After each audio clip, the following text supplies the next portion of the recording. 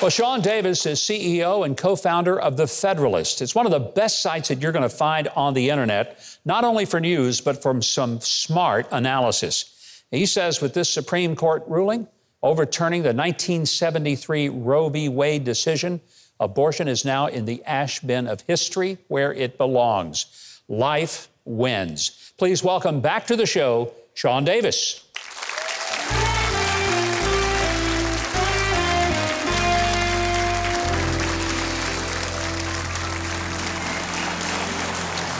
It is great having you back. Kind of a big day in the news today, wasn't it? Huge day. So what does this mean for the pro-life world and for America? It means everything, and praise God that it happened. Yeah. We have waited for this for nearly 50 years. But I would tell people, when we saw the news on Friday, you could be tempted to feel like it was the end.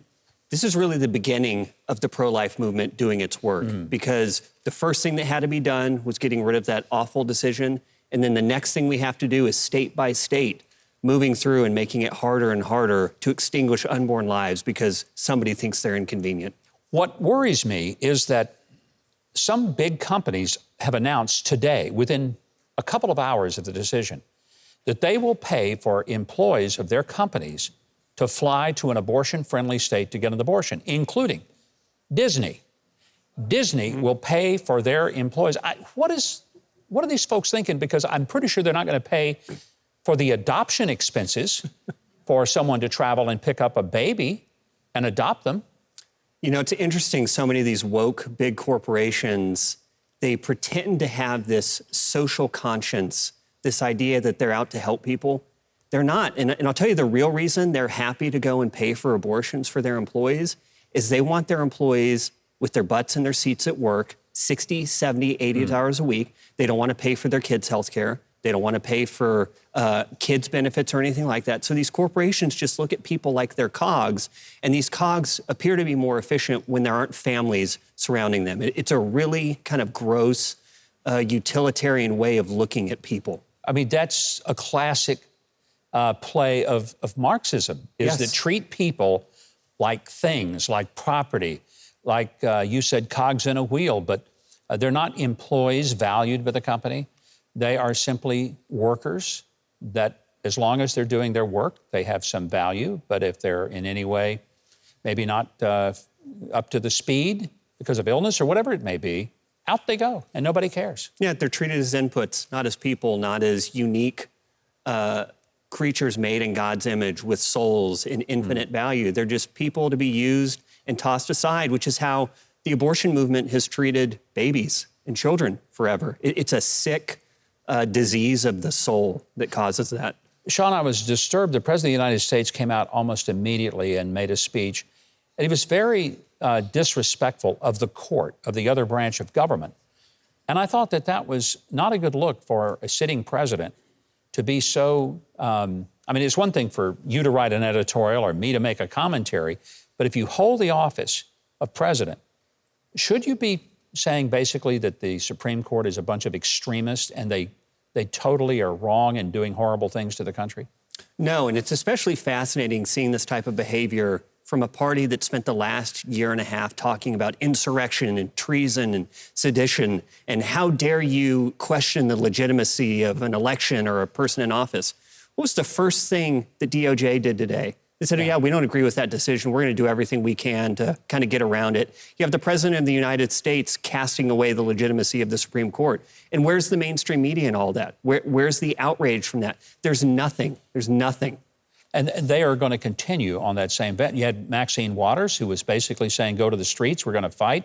A conservative saying something like that, would we be accused of inciting violence? And there has been violence at a lot of crisis pregnancy centers, Catholic churches across the country. Some really nasty stuff happening out there. I'm not hearing a universal just outcry about it. No, and recall what happened to Supreme Court Justice Brett Kavanaugh. Yeah. After the left incited all of these mobs to illegally protest outside his home, somebody got in his head that he was going to go and try to assassinate a Supreme Court justice to prevent the very decision that came out this week. And what did the Attorney General of the United States, appointed by Joe Biden, who nearly became a Supreme Court justice, he came out and said, we support the right of people to protest in front of Kavanaugh's home or Amy Coney Barrett's home. They don't care at all. Out of one side of their mouth, they'll say, oh, how dare you question anything? And out of the other side, they will endorse all the violence by their street thugs, like what we saw during the summer rage with all the BLM riots. Yeah. There's no consistency. None at all, and I think it's troubling. One thing I'm convinced, a lot of people didn't really read Sam Alito's brilliantly written opinion. And honestly, this decision was not so much about abortion. It was about whether or not we follow the Constitution. And the essence was nothing in the Constitution about abortion. Therefore, according to the 10th Amendment, this decision doesn't belong at the federal level. It belongs at the state level.